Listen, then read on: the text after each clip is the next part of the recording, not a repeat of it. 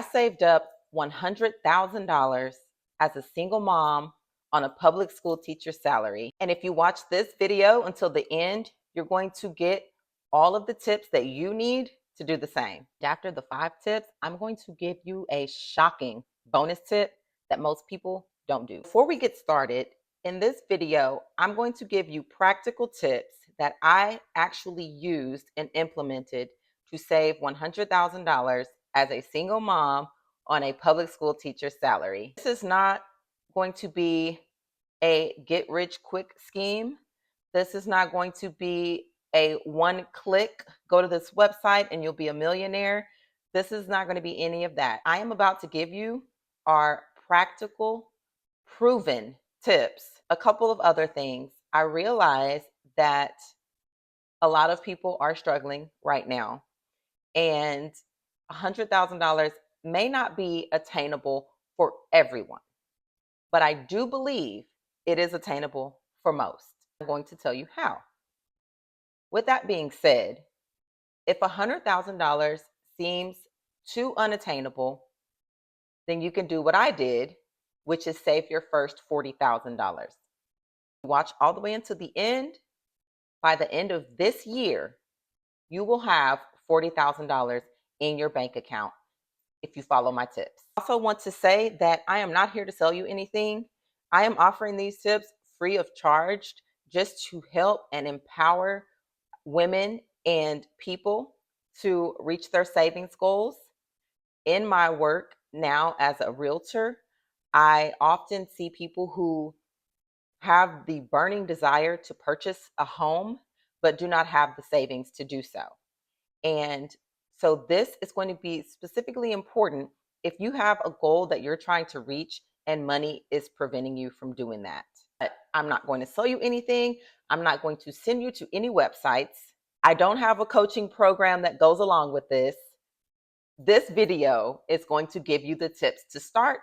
And then if you would like for me to continue making these videos, you can like and subscribe, and I will continue providing these videos. One thing that you can check out, that I do have a chapter about saving in my book that I wrote called Girl, Do Your Thing.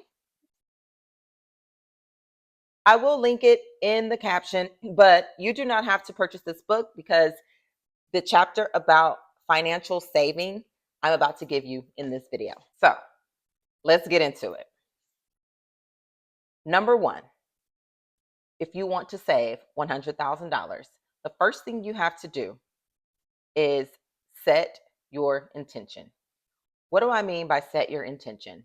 This involves preparing yourself mentally and setting achievable goals, clear, achievable goals. When I saved my first $100,000, I did not get there by setting the intention of, I want to save $100,000.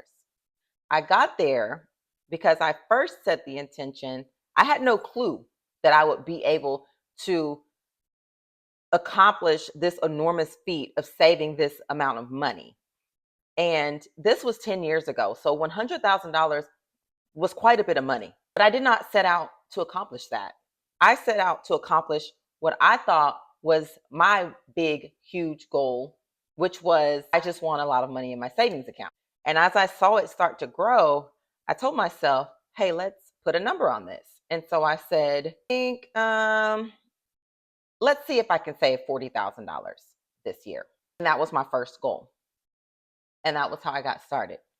So if you're watching this video and you're still on the fence and you're thinking $100,000 is not going to be attainable, let's start you out with $25,000. By the end of this year, you want to have $25,000 in your savings account as money that does not need to be touched, as money that is secure from any bills or any unexpected expenses. Because the last thing we want to do is save $25,000, but we don't also have an emergency fund for when your car breaks down and you're dipping into that $25,000, because that's going to eat away at your goal. And once we reach that goal, we want to stay there. So you're going to set your intention. So my intention was, I want to save $40,000. I want to purchase a home. for my daughter. At that time, I was a single mother. I was teaching, and I just wanted to purchase a home. I set that intention, I set that goal, and I prepared my mentality. So I am someone who has had natural, unmedicated childbirths. And so when I say set your intention, I talk about that a lot when other moms are interested in having their kids naturally, or even in being able to withstand prolonged breastfeeding, right? What I tell moms is when you're pregnant and you're preparing to give birth naturally, or you're preparing to breastfeed exclusively and never provide your child with a bottle or a pacifier, you have to set those intentions before you get to that situation. You have to determine, I will not medicate during childbirth. I will not have any other alternative than to breastfeed my child and not provide them with bottles or pacifiers. You have to set that intention in the beginning and build your mindset around that. In a sense, you're training your mind for what you're about to embark on. The same thing goes with saving money. It starts here. Truth is, I meet a lot of high earning people who have no savings. And that just goes to show that you can make $1 a day or you can make $1,000 a day. But if you're bad with money, you're bad with money. The person with $1 a day sometimes might have more in savings than the person who makes $100 a day. Because if the $100 a day person is bad with money, it doesn't matter how much they earn or how much is given to them. Everything that comes in is going to go back out. Number two, get cheap and creative. This is something that comes naturally from me as an entrepreneur, for one, but someone who has just always been cheap, even as a kid. Now I do splurge on myself when I want something nice, but that's because I am cheap 99% of the time. So that is what it is. Become okay with the fact that because you have a goal and an intention in mind, you have to change the way you live. It might mean not getting a car note. That might mean getting a cash car or getting a beater car that has the cheapest car note that you could find on the lot that doesn't have a fancy logo on it. I mean, a car that is 15, 20 years old, but reliable, because you have a bigger goal in mind than what you drive. You have a bigger goal in mind than what handbag you have. When you become a person who is good with money, you find that you can then afford those things, and then they don't become as important to you. Make your meals at home. You don't have time to drop $200 every weekend on happy hour when you've got $20 in your savings. So you have to get cheap and you also have to get creative. So one way that I like to get creative when I want to save and tuck away a bunch of money is selling things. We consume so much stuff as people, as Americans, as parents, especially with children. We accumulate so much stuff that I am quick to, when I feel like my kids are no longer using something, it is going on Facebook Marketplace. And if I paid $50 for it and I can get $20 back, guess what? That's $20 that goes into that savings account that I would not have had I just thrown that item out. Now, it is okay to give things away to people in need at times. But overall, when you're trying to achieve a goal, you need to look around your house and see, what are all these things that I have accumulated over the years that I don't need and I'm not using? Spend a weekend, dedicate a weekend to posting on Facebook Marketplace, going to consignment stores, have a garage sale. Make back some of that money that you have probably wasted buying these things that you don't need. Get cheap, get creative. Another way to get creative, look on your bank statement, check your apps, check iTunes, check your Apple subscriptions, see what you're really paying for and what you can cancel. Did you sign up for a free trial and then forget about it? And now you pay $49.99 a year for an app that you forgot you had on your phone? Get cheap, get creative, figure those things out. I don't feel like this is super common now, but 10 years ago when I started this process of saving these large amounts of money, I did not have cable. Everybody had cable, $100 to $200 a month. I didn't have cable. I've always been a reader anyways, and I felt like the most I was willing to do was pay for internet and a Netflix subscription. I have never paid for cable. I have never had a cable subscription as an adult. But those are just little ways that you can set yourself apart. You don't need to be spending as much time watching TV. Maybe you need to invest your time into reading and developing your mind more so that you can withstand the temptation to buy, and instead save, save, save. There are periods in our life when we are in enjoy mode, which I have most certainly been after working hard for so many years. There are periods where you will get to be in enjoy mode. But for right now, because you clicked on a video wanting to learn how to save, you need to be in cheap and creative mode. Number 3, and this is something that also comes naturally to me, but you're going to want to find a side hustle. And a lot of people will say, I'm not an entrepreneur.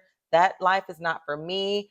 That is not what I mean. But you're going to want to find a side hustle, something that you are good at, talented at, or simply can do well, and you can monetize in some way.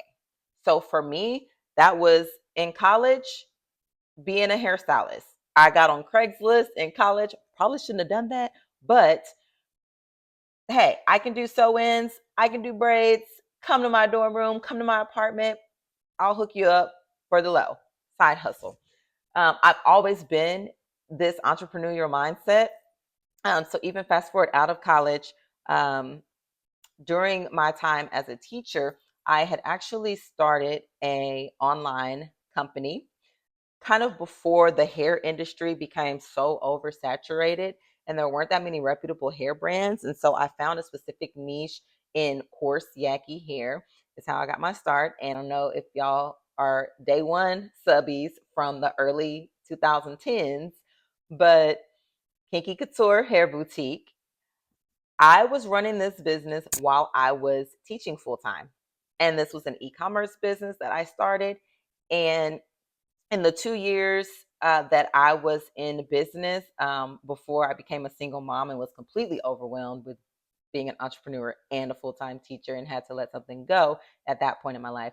But before that, the 2 years that I was in business, my sales were over 85,000 for this side hustle. Cut grass, offer to do handiwork for the elderly, offer to babysit, offer to braid people's kids' hair, offer to do after school care. There are so many ways you can do a side hustle. If you own a sewing machine, offer to do embroidery. If you can make t-shirts, if you can decorate, if you can paint, if you can do any of these things, there is something that you are good at. There is some skill that you possess that the people around you need. Is an additional way to provide for your family.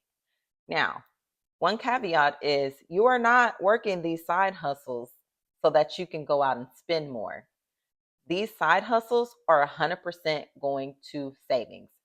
When I was a full-time teacher and I was running this hair business, every sale that I made, every bit of profit that was claimed at the end of all of my expenses and deductions and all of those things, every bit of that went to savings. None of it was for spending. My full-time job was for spending.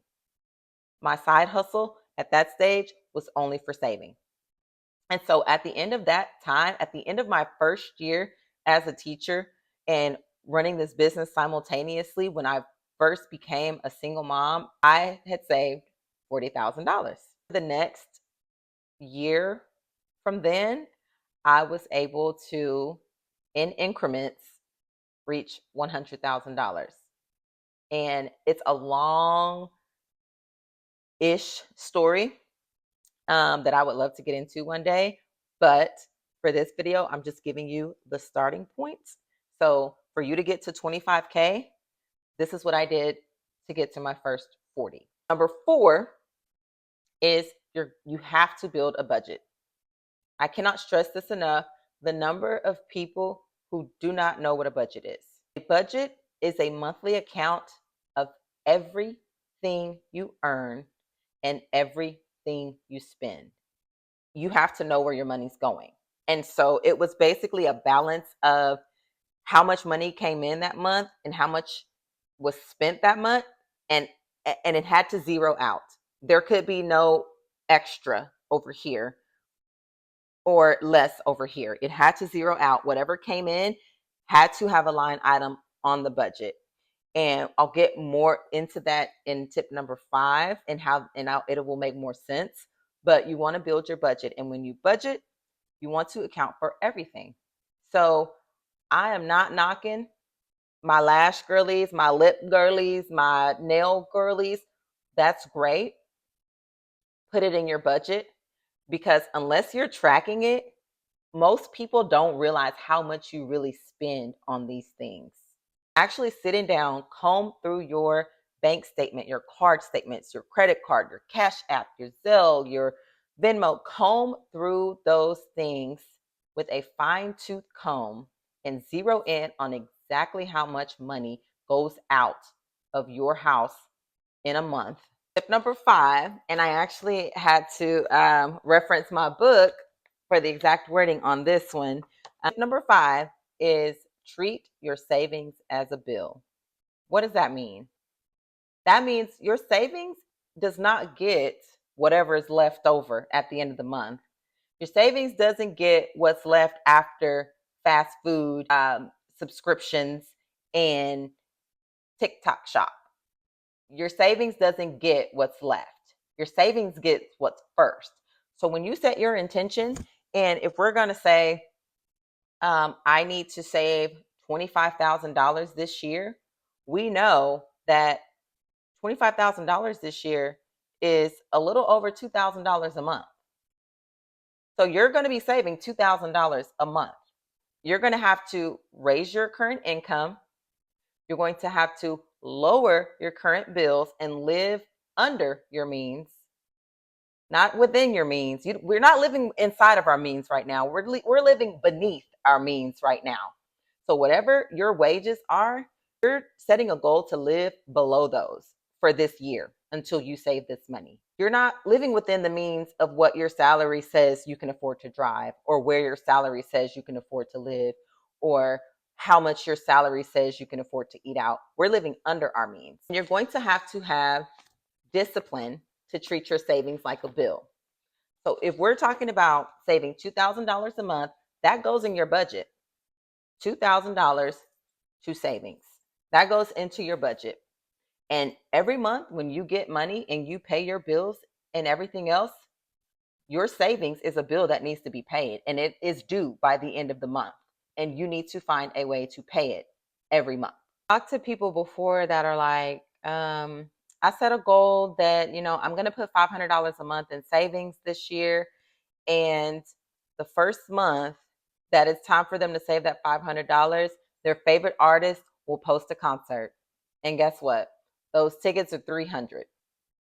So then that month they make an excuse. Well, I'm going to go ahead and go see so-and-so this month, but I'll save $500. I'll start saving $500 next month. Wrong. If a concert shows up this month, do you call your landlord and say, hey, I'm going to be late on the rent because my girl is going to be in town performing, so I'm going to pay it next month though? No. You have to set the intention to treat your savings like a bill. It is due in full for that month.